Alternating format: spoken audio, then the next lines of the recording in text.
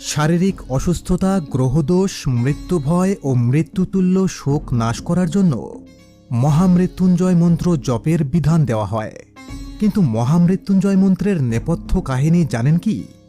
একদা ভৃগুবংশীয় মৃকাণ্ড মুনি ভগবান শিবের বরে মার্কণ্ডেয় নামক একটি পুত্র লাভ করেছিলেন।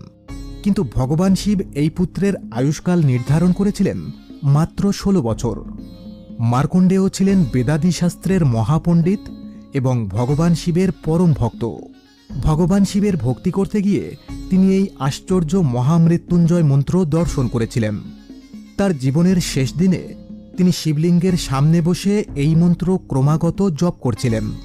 এমন সময় যমরাজ এসে মার্কণ্ডেয়র গলায় ফাঁস নিক্ষেপ করতে গিয়ে ভুলক্রমে শিবলিঙ্গে তার ফাঁস নিক্ষেপ করে বসেন।